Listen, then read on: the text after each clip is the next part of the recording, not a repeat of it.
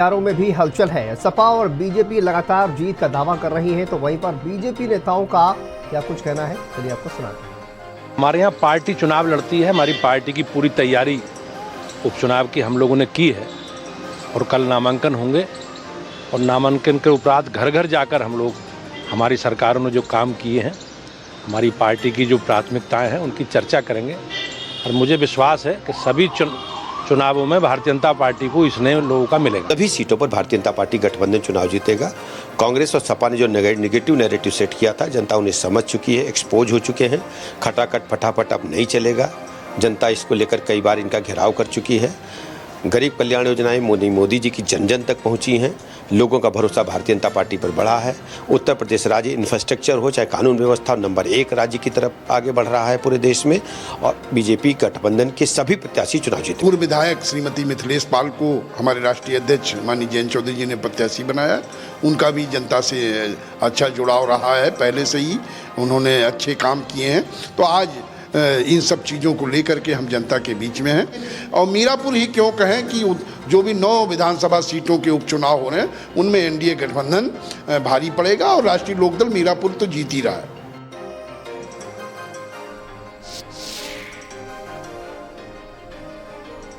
तो देखिए, बस जीत ही चाहिए और दोनों ही जो दल हैं, कहा जाए कि वो पूरी तरह से अपनी अपनी जीत के दावे करते हुए नजर आ रहे हैं और दोनों ही दलों की तरफ से अपने अपने जो योद्धा हैं उनका नाम भी सामने आ गया है। मैदान में कौन किससे लड़ेगा, ये तस्वीर अब पूरी तरह से साफ होती हुई दिखाई दे रही है। कुछ जो उम्मीदवार हैं उनके नामों का ऐलान होना बाकी था, जैसे कानपुर की सीसामऊ सीट, यहाँ पर भारतीय जनता पार्टी ने अपने प्रत्याशी के नाम का ऐलान कर दिया है और वहीं पर समाजवादी पार्टी ने गाजियाबाद और खैर जो विधानसभा सीट है वहां से भी अपने प्रत्याशियों के नाम का ऐलान कर दिया। तो लगभग तस्वीर अब 9 सीटों पर साफ हो गई है कि भारतीय जनता पार्टी का जो गठबंधन है एनडीए और इंडिया गठबंधन अब आमने सामने है। ऐसे में कौन किस सीट से चुनावी मैदान में लड़ता हुआ नजर आएगा, ये पूरी तरह से तस्वीर अब साफ हो चुकी है।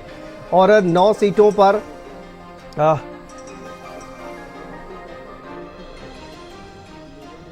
तो देखिए 9 सीटों पर कहा जाए कि जो चुनाव हो रहा है उसमें अब तस्वीर साफ होती हुई नजर आ रही है, लेकिन जीत के दावे लगातार किए जा रहे हैं। चलिए इसी पर बात करेंगे। कुछ सहयोगी हमारे साथ जुड़ गए हैं। दीपक मिश्रा हमारे साथ कानपुर से जुड़े हुए हैं और धीरेन्द्र प्रयागराज से हमारे साथ जुड़े हुए हैं। उनसे भी जानेंगे कि किस तरह की स्थिति बन रही है। लेकिन दीपक, देखिए सीसामऊ विधानसभा सीट जो है वो वहाँ पर जिस तरह से इरफान सोलंकी का वहां पर दबदबा एक तरह से बताया जा रहा है, लेकिन अब जो है कांटे की टक्कर कही जा रही है। क्या वहां पर परिस्थितियां हैं, लोग क्या कुछ कह रहे हैं, वोटर्स क्या कुछ कह रहे हैं और किस तरह की वहां पर राजनीतिक हलचल दिखाई दे रही है सीसामऊ विधानसभा सीट पर?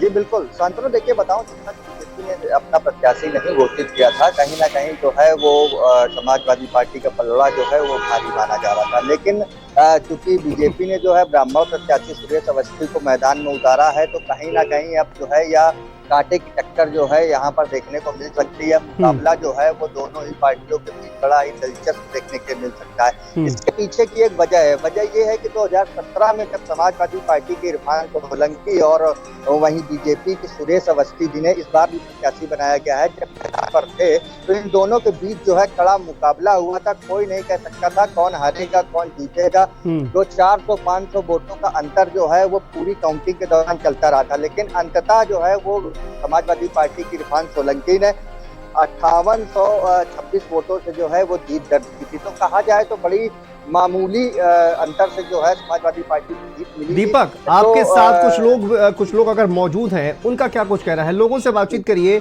उनका इस पूरे चुनावी जो एक तरह से जो स्थितियां वहां पर बन रही हैं उन पर लोगों का क्या कुछ कहना है? अगर बातचीत कुछ लोगों से हो पाए तो उनसे बातचीत भी करिए एक बार। जी बिल्कुल, मैं प्रयास करता हूँ बातचीत करने का। मेरे साथ में कई लोग मौजूद हैं, उनसे बात कर लेते हैं। क्या नाम है आपका? मधुरिया।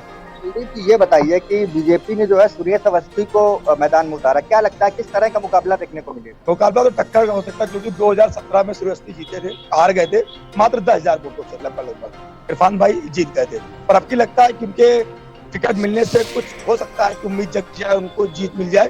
पर वो मुस्लिम बहुत क्षेत्र है और हिंदू बहुत कम वोट डालने जाता है, इसलिए उम्मीद भी कम लगती है वो जीत सकते हैं। ये कुछ लोगों से और शांतनु के हम बातचीत का प्रयास करेंगे और जानने का प्रयास करेंगे उनसे कि किस तरह का मुकाबला देखने के लिए सीतामऊ में मिल सकता है। क्या नाम है आपका? स्वर्णिम चतुर्वेदी। स्वर्णिम जी, ये बताइए, बीजेपी ने सुरेश अवस्थी को चुनाव मैदान में उतारा। 2017 विधानसभा चुनाव में भी सुरेश अवस्थी मैदान में थे, बड़ा ही मामूली सा अंतर था जीत का समाजवादी पार्टी का। इस बार क्या लगता है आपको? देखिए, जैसा कि आपको जानकारी तो है, 2017 में सुरेश अवस्थी वहां से लड़े थे। आपको ये भी जानकारी होगी, भाजपा हारी थी तो अपने भीतरघात की वजह से हारी, और उसके बाद सलील बिश्नोई जी भी अगली बार वहां से लड़े थे, वो भी अपने भीतरघात की वजह से वहां भाजपा के हारे थे। जब तक भाजपा का भीतरघात खत्म नहीं होगा तब तक वहां इरफान सोलंकी की सीट को कोई नहीं हरा पाएगा। और इस बार इरफान सोलंकी की सीट के साथ सबसे मजबूत फैक्टर ये है कि उसके साथ जनता की सिंपैथी है। जैसा कि आपको खुद जानकारी होगी, मुस्लिम बहुल क्षेत्र ज्यादा है वहाँ पे, हिंदू आबादी कम है, मुस्लिम इसलिए रिफॉर्म को बिल्कुल। देखिए दीपक, वापस आएंगे आपके पास, और ये जिस तरह से तमाम लोग जो है वो बातचीत करते हुए नजर आ रहे हैं। एक बार प्रयागराज से हमारे सहयोगी धीरेन्द्र हमारे साथ जुड़े हुए हैं, उनसे जानते हैं। धीरेन्द्र, अब देखिए वहां पर किस तरह के हालात बन रहे हैं। तमाम जो प्रत्याशी हैं वो भी सामने आ चुके हैं। कांग्रेस पार्टी यहां से दावा कर रही थी अपनी एक सीट लेने का, लेकिन अब वहां पर किस तरह के जमीनी हालात इस वक्त नजर आ रहे हैं और लोग क्या कुछ कह रहे हैं?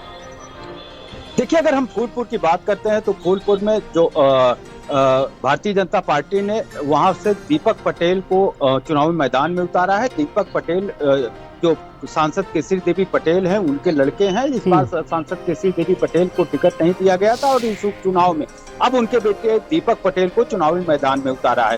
दूसरी तरफ अगर हम इंडिया गठबंधन की बात करते हैं तो मुस्तफा सिद्दीकी को चुनावी मैदान में उतारा गया है। अगर पिछले चुनाव की बात करते हैं तो महज 2,500 वोटों से वो चुनाव हार चुके थे। लेकिन जिस तरीके से लोकसभा का चुनाव हुआ था, लोकसभा के चुनाव में अगर हम उसी विधानसभा में जहां से विधायक रहे प्रवीण पटेल, वो 17,000 वोटों से हार गए थे। तो जो इंडिया गठबंधन के प्रत्याशी हैं काफी उत्साहित नजर आ रहे हैं। लेकिन जिस तरीके से अब आज भारतीय जनता पार्टी ने भी अपना पत्ता खोल दिया है और दीपक पटेल को वहां से चुनावी मैदान में उतार दिया है। अगर हम बसपा की बात करते हैं तो जितेंद्र सिंह को वहां पर उम्मीदवार बनाया गया है। तो अब जितने भी पार्टियां हैं उन सभी ने पत्ता खोल दिया। लेकिन अगर हम दूसरी तरफ बात करते हैं तो कांग्रेस पार्टी के जो जिला अध्यक्ष हैं उन्होंने आज निर्दलीय नामांकन कर दिया है और कल ऐलान किया है कि 12 बजे वो पूरे दल बल के साथ वो नामांकन करेंगे। अगर जिला अध्यक्ष जो सुरेश यादव हैं अगर वो नामांकन करते हैं तो निश्चित तौर पे कहीं न कहीं इंडिया गठबंधन में दरार की बात सामने आएगी और इसका सीधा सीधा नुकसान जो समाजवादी पार्टी के प्रत्याशी हैं मुस्तफा सिद्दीकी को उनको होगा। तो अब धीरे धीरे चुनाव जो है वो रोचक होता जा रहा है। लेकिन अब जीत और हार किसकी होगी ये कहना अभी कठिन है। लेकिन जिस तरीके से चुनावी सरगर्मियां तेज हो रही हैं और यहाँ पर कांटे की टक्कर देखने को मिल सकती है। जी बिल्कुल, कांटे की टक्कर। और देखिए अगर धीरेन्द्र यहाँ पर बात की जाए जिस तरह से जातिगत समीकरणों की, तो वहाँ पर दोनों ही पार्टियों ने इस बात का ख्याल भी रखा है। और अगर हम ये बात करें कि देखिए पीडीए की बात अगर इंडिया गठबंधन करता है तो फिर पीडीए का जो तोड़ है वो पीडीए से ही भारतीय जनता पार्टी भी निकालती हुई नजर आ रही है। हमने इस जो तमाम सीटों पर घोषणा हुई है उसमें यही झलक एक तरह से देखने को मिली है। तो वहाँ पर जातिगत समीकरणों को किस तरह से साधने की कोशिश की गई है और किस तरह से जो तमाम नेता हैं उनको अपने पक्ष में करने की कोशिश की जा रही है, इसको लेकर क्या जानकारी? देखिए, अगर हम जातीय समीकरण की बात करते हैं तो चाहे वो इंडिया गठबंधन हो और चाहे भारतीय जनता पार्टी के जो प्रत्याशी को उतारा गया है चुनावी मैदान में, वो दो ही वहां पर जातिगत आंकड़े को साधते हुए वहां पर प्रत्याशी बनाया गया है। अगर हम एमवाई यानी मुस्लिम और यादव की बात करते हैं तो बड़ी तादाद में फूलपुर में मुस्लिम हैं और यादव हैं और अन्य जो जातियां हैं वो भी है। लेकिन अगर हम पटेल की बात करते हैं वहां पर पटेल वर्ग बड़ी संख्या में है, वहां पर मौर्य बड़ी संख्या में है और दलित भी एक बड़ी संख्या में है। तो जिस तरीके से अब जाति समीकरण को साधते हुए पटेल वर्ग को भारतीय जनता पार्टी ने प्रत्याशी बनाया है तो इंडिया गठबंधन ने वहां पर मुस्लिम चेहरे को उतारा है। तो दोनों जो कांटे की टक्कर इसी वजह से हो सकती है कि जो जातीय समीकरण है उसी समीकरण के आधार पर ही दोनों पार्टियों ने अपने प्रत्याशी को चुनावी मैदान में उतारा है। लेकिन जो सबसे बड़ी बात यह है कि इस बार जो है वो बीएसपी ने भी वहां से कैंडिडेट, हालांकि उपचुनाव में बीएसपी जल्दी चुनाव नहीं लड़ सकती लेकिन इस बार ठीक है। बहुत शुक्रिया धीरेन्द्र आपका इस तमाम जानकारी के लिए। पवन का एक बार रुख कर लेते हैं। पवन भी हमारे सहयोगी जुड़ गए। पवन, बताइए इस वक्त जमीनी हकीकत क्या है और लोगों का क्या कुछ कहना इस पूरे उपचुनाव को लेकर अभी सामने आ रहा है? देखिए, सुबह तक अभी यहाँ पे बीजेपी ने घोषणा नहीं की थी दो प्रत्याशी घोषित थे, बसपा ने अपने प्रत्याशी उतारे हैं, यहाँ पे ब्राह्मण कैंडिडेट दिया है। और वहीं समाजवादी पार्टी ने जो सपा के या पूर्व में कहें बसपा के धुरंधर खिलाड़ी रहे हैं, 3 बार से रमेश बिंद यहाँ के विधायक रहे हैं, भदोही से बीजेपी के सांसद रहे हैं, उसके बाद यहाँ से वो फिर सांसदी का चुनाव लड़े हैं। इस बार उनकी बेटी को टिकट समाजवादी पार्टी ने दिया है। सुबह जैसे ही बीजेपी का पक्ष क्लियर होता है, सुचिस्मिता मौर्य वो अब चूंकि देखिए पवन, कहा जाए कि अब दोनों तरफ से जो तस्वीर है वो साफ हो गई है, ऐसे में जो लोग आपके पीछे नजर आ रहे हैं उनसे जरा एक बार बात करने की कोशिश कीजिए। लोगों का इस अब क्या कुछ कहना है, क्या तस्वीर अब निकल कर सामने आ रही है? हाँ, आपको बताते हैं यहाँ पे हमारे साथ लगभग सभी पार्टियों के लोग हैं, यहाँ के वरिष्ठ पत्रकार भी हैं, जिनसे जानेंगे कि जो इस सीट का जो समीकरण रहेगा वो क्या रहेगा। क्या नाम है आपका? सचिन कुमार त्रिपाठी। सचिन, तीनों पार्टियों ने अपना पत्ता खोल दिया है, इसमें क्या लगता है इसका समीकरण क्या रहेगा? समीकरण एकदम साफ है। सुचिस्मिता जी पूर्व विधायक रही हैं, वो चुनाव जीती हैं और फिर जीते हैं, यह भारी अंतर से जीते हैं। तो उनके सामने एक समस्या ये भी थी कि निषाद पार्टी ने उनको टिकट नहीं दिया था, निषाद की सीट चली गई थी, विनोद बिंद चुनाव जीते लेकिन यहाँ से चले गए, तो ऐसे में लोग धोखा नहीं लगता है?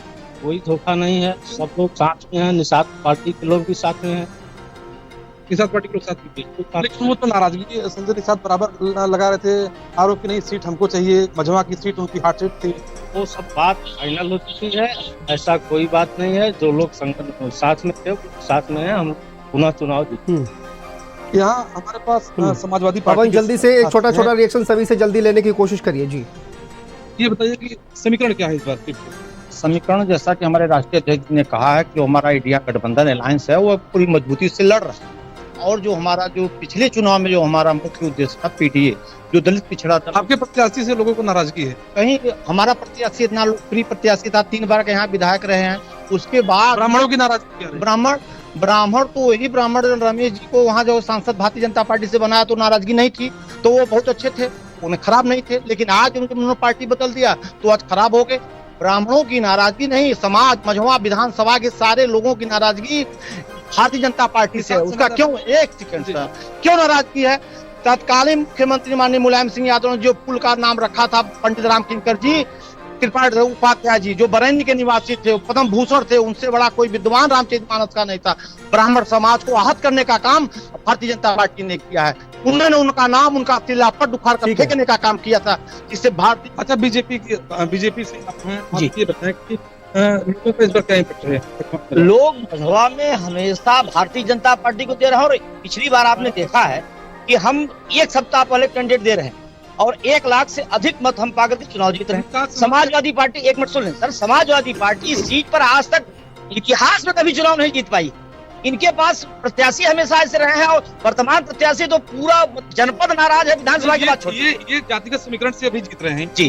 ठीक है, मानना है जातिगत समीकरण में भी ठीक है पवन, वापस आएंगे आपके पास और बाकी जो लोगों का क्या कुछ कहना है उस पर भी बातचीत करेंगे। लेकिन मुजफ्फरनगर से सचिन भी हमारे सहयोगी हमारे साथ जुड़े हुए हैं। सचिन, अब चूंकि तस्वीर देखिए पूरी तरह से साफ हो चुकी है और इंडिया गठबंधन और एनडीए गठबंधन में कौन आमने सामने होगा, ऐसे में अब वहां पर किस तरह की तस्वीर दिखाई दे रही है? क्या राजनीतिक गलियारों में हलचल दिखाई दे रही है? क्या बातचीत लोगों के बीच हो रही है?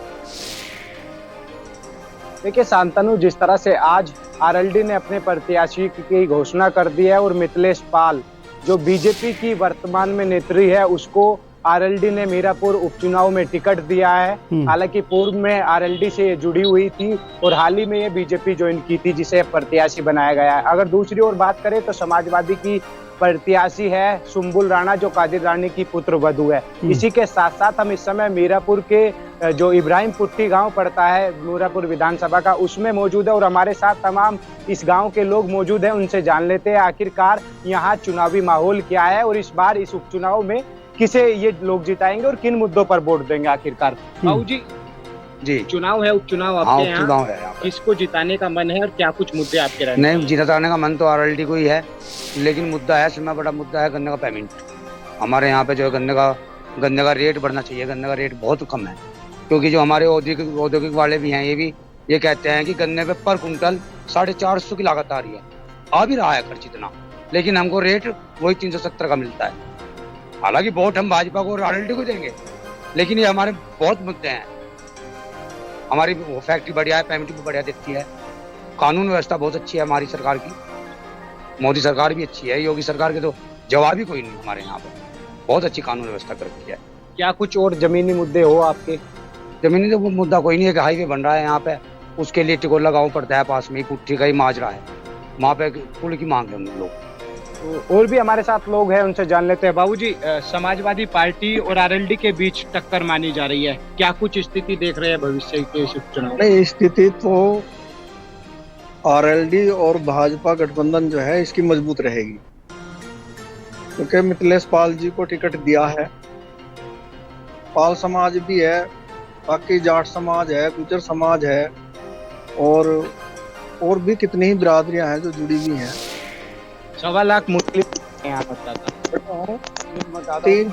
तीन चार कैंडिडेट भी खड़े हुए हैं, मुस्लिमों के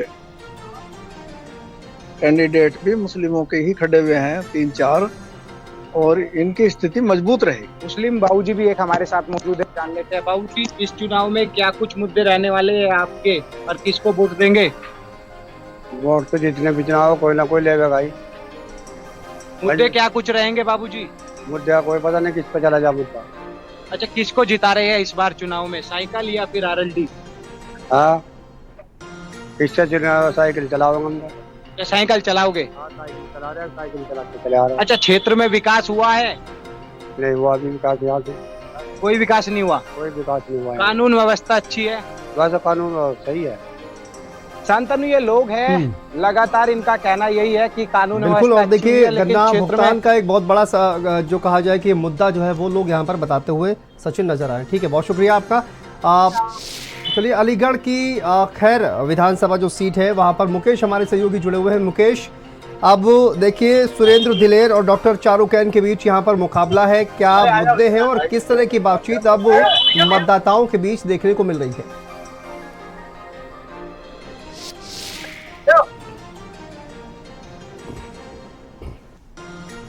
मुकेश, क्या आपको आवाज आ रही है? जी सर।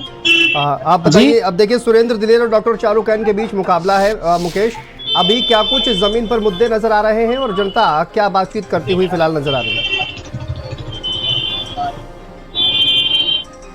देखिए, यहाँ पर जो अभी तक 2 लोगों की जो सीट क्लियर हो चुकी है, जैसे कि बताते हैं आपको, कांग्रेस और सपा की जो गठबंधन की सीट है, सपा की यहाँ पे जो क्लियर हो चुकी है, जो कि यहाँ पर चारुकैन को जो टिकट मिली है। वहीं आपको बताते हैं भाजपा को जो है सुरेंद्र दिलेर को टिकट मिली है, जो कि पूर्व सांसद के पुत्र भी हैं। और यहाँ पर पहले से एएसपी यानी आजाद समाज पार्टी की टिकट क्लियर हो चुकी है, जो नितिन नाम है। वहीं आपको बताते हैं यह जाटलैंड है, जाटलैंड कहलाता है, जहाँ की ये चुनाव जो है विधानसभा का जो है विधानसभा का चुनाव है, और यहाँ लगातार जो है लोगों की नजरें बनी हुई थी। अब जो है हालांकि बीएसपी ने यहाँ पर देखिए मैदान में नहीं उतारा है मुकेश अभी तक जो प्रत्याशी है, लेकिन आपके पीछे कई लोगों को मैं देख पा रहा हूँ। एक बार उनसे भी बातचीत करने की कोशिश करिए और जानिए कि क्या मुद्दे हैं और किस मुद्दे पर इस बार जो है वो वोटिंग करने वाले हैं। जी बिल्कुल, मैं आप लोगों से बात कराने की कोशिश करूँगा। हमारे साथ मौजूद हैं कुछ लोग, उनसे बात करेंगे कि किस तरह की स्थिति देख रहे हैं उपचुनाव को लेकर। खैर विधानसभा चुनाव है, ठीक, खैर विधानसभा चुनाव को लेकर क्या कहना है, चुनाव किस तरह से देखते हैं? देखिए, खैर विधानसभा चुनाव में आज दोनों प्रमुख पार्टियों ने अपने प्रत्याशी उतार दिए हैं, और एक तरफ जहां सुरेंद्र दिलेर हैं भाजपा की तरफ से, और उनकी एक लीगेसी है, उनके बाबा से लेकर उनके पिताजी तक जो है भारतीय जनता पार्टी के कर्मठ कार्यकर्ता के तौर पर देखे जाते रहे हैं, तो और उनके साथ सहानुभूति भी है क्षेत्र की जनता की। तो मुझे लगता है कि सुरेंद्र दिलेर वहाँ पे एक अच्छे प्रत्याशी भाजपा ने दिए हैं, और उसका फायदा भारतीय जनता पार्टी और राष्ट्रीय लोकदल के संयुक्त प्रत्याशी हैं वो, तो उनको मिलेगा। क्या मानते हैं ये टिकट जो है उन्हीं को देने का? मुकेश, वक्त में जल्दी से सबसे छोटा रिएक्शन जी, और लोगों से बातचीत करेंगे। आपको क्या कहना है? मेरा खैर उपचुनाव के बारे में कहना है, एक तो विपक्ष का यही नहीं पता चल रहा कि कौन किससे लड़ रहा है और कौन के हिस्से में सीट है। बीजेपी ने सबसे पहले माननीय दिलेर जी को खड़ा किया, क्योंकि वो कार्यकर्ता, उनके बाबा भी पदाधिकारी रहे और सांसद रहे, विधायक रहे, उनके पिताजी भी सांसद और विधायक रहे, और ये जमीन से जुड़े हुए नेता हैं, और ये अच्छे वोटों से जीतेंगे और कोई परेशानी नहीं आएगी। अच्छा, चारुकैन को भी जो यहाँ प्रत्याशी बनाया गया गठबंधन, क्या कहना है? चारुकैन जो गठबंधन से प्रत्याशी बनी है, वो भी पहले उससे कांग्रेस से लड़ना चाहते थे, फिर उन्होंने समाजवादी पार्टी ने अब उन्हें टिकट दी है। चलिए विपक्ष का तो मुकेश, यही समझ में नहीं फिलहाल आता कौन देखिए वक्त की कमी है, माफी के साथ आप सभी को रोकना चाहूंगा। यहाँ पर रुकते हैं छोटे से ब्रेक के लिए, खबरों का सिलसिला